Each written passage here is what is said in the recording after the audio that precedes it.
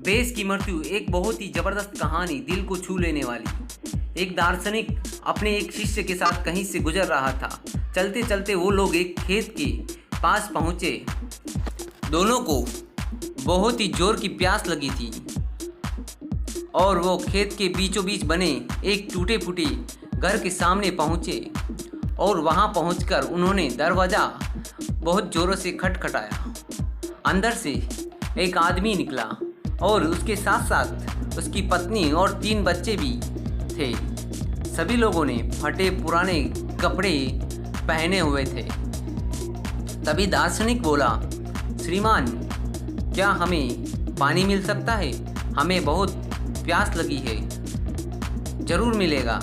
आदमी ने उन्हें पानी का जग थमाते हुए बोला, मैं देख रहा हूँ कि आपका खेत इतना बड़ा है,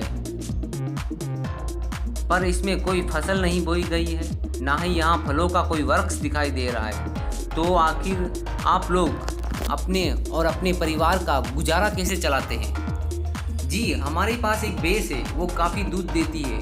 उसे पास के गांव में बेचकर हमें कुछ पैसे मिल जाते हैं। बचे हुए दूध का सेवन करके हम लोग गुजारा करते हैं।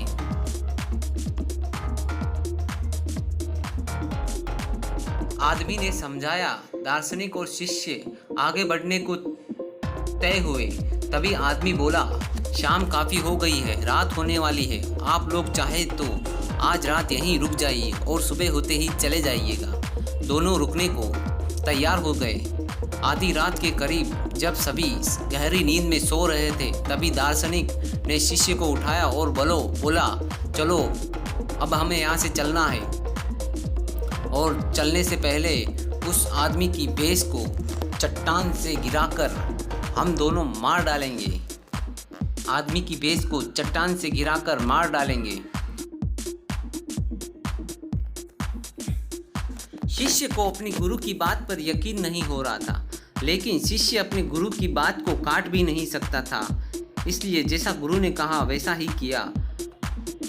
दोनों भेष को मारकर भेष को चट्टान से गिराकर गुरु और शिष्य दोनों रातों रात उस आदमी के घर से चले गए और गायब हो गए। यह घटना शिष्य के जहन में बैठ गई, शिष्य के दिमाग में बैठ गई। और करीब 10 साल बाद जब वो एक सफल उद्यमी बन गया, तो उसने सोचा क्यों ना अपनी गलती का पश्चाताप करने के लिए एक बार फिर उसी आदमी से मिला जाए जिसकी भेष हमने गिराकर मार डाली थी।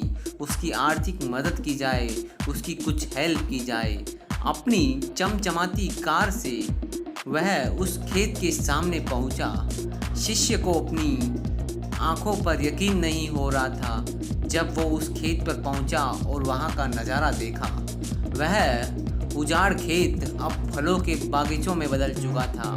टूटे फूटे घर की जगह एक शानदार बंगला खड़ा था और जहां अकेली भेष बंधी रहती थी, वहां पर उसने अच्छी नस्ल की कहीं गायें और भैंस को चारा चर रही थी। शिष्य ने सोचा शायद भैंस के मरने के बाद वो परिवार अपना सब कुछ बेचकर यहाँ से चला गया होगा, कहीं चला गया होगा। और वापस लौटने के लिए वह अपनी कार स्टार्ट करने लगा। तभी वो 10 साल पहले वाला आदमी दिखा।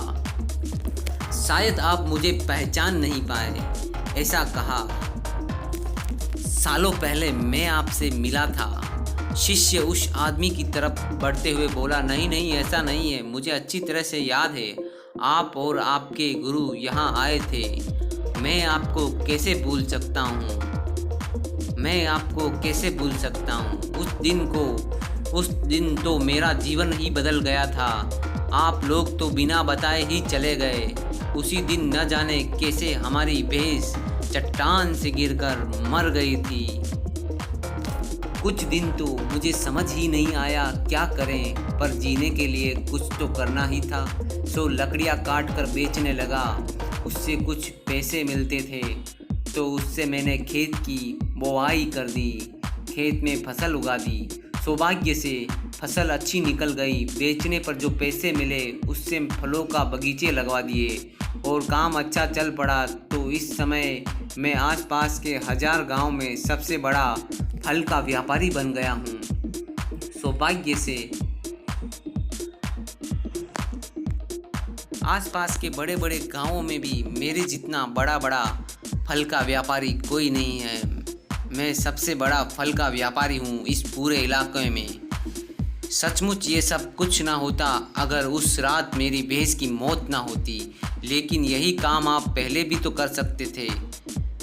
बिना भैंस के मरे भी तो आप ये सब कुछ कर सकते थे। शिष्य ने बड़े आश्चर्य से पूछा। आदमी बोला, बिल्कुल कर सकता था। तब जिंदगी बिना उतनी मेहनत के आराम से चल रही थी। तभी लगा नहीं कि मेरे अंदर कुछ करने की क्षमता है, तो कभी कोशिश की ही नहीं और मैं कभी आगे बढ़ा ही नहीं। पर जब भैंस मर गई तब हाथ पर हाथ धरे तो बैठ नहीं सकता था, और मुझ जैसा गरीब बेहाल इंसान भी इस मुकाम तक पहुंच जाएगा सोचा नहीं था। आज शिष्य अपने गुरु के उस निर्देश का असली मतलब समझ चुका था और बिना किसी पश्चाताप के ही वो वापस जहाँ से आया था वहीं लौट रहा था। तो फ्रेंड्स, कई बार हम परिस्थितियों के इतने आदी हो जाते हैं कि बस उसी में जीना सीख लेते हैं, फिर चाहे वो परिस्थिति बुरी ही क्यों ना हो। हम बुरी परिस्थितियों में भी रहना सीख लेते हैं। हम अपनी जॉब से नफरत करते हैं फिर भी उसे पकड़े पकड़े ज़िंदगी बिता देते हैं। तो कई बार बस हम इसलिए नए बिज़नेस को स्टार्ट नहीं कर पाते हैं क्योंकि हमारा मौजूदा बिज़नेस दाल रोटी का खर्चा निकाल देता है। पर ऐसा करने से हम कभी अपनी फुल सक्सेस की ओर नहीं बढ़ पाते हैं और बहुत सी ऐसी चीज़ें करने से चूक जाते हैं जिन्हें करने से हमारी अंदर की क्षमता और जो हमारी लाइफ है उसे हम काफ़ी बेहतर बना सकते हैं। उन सब चीज़ों से हम चूक जाते हैं। सोचिए कहीं आपकी ज़िंदगी में तो कोई ऐसी भैंस नहीं जो आपको एक बेहतर ज़िंदगी जीने से रोक रही है। कहीं ऐसा तो नहीं कि आपको लग रहा है आपने उस भैंस को बांध कर रखा है, जबकि असलियत में उस भैंस ने आपको बांध रखा है। और अगर आपको लगे कि ऐसा है तो आगे बढ़िए, हिम्मत करिए, अपनी रस्सी को काटिए, आज़ाद होइए। आपके पास खोने के लिए बहुत थोड़ा है पर पाने के लिए पूरा जहान है। जाइए, उसे पाकर दिखाइए, अपनी लाइफ को चेंज करिए। भैंस की मौत के बाद कैसे लाइफ चेंज हुई। आपको कहानी अच्छी लगे तो शेयर करें, लाइक करें और कमेंट ज़रूर करें। धन्यवाद दोस्तों, मिलते हैं अगली शानदार कहानी में।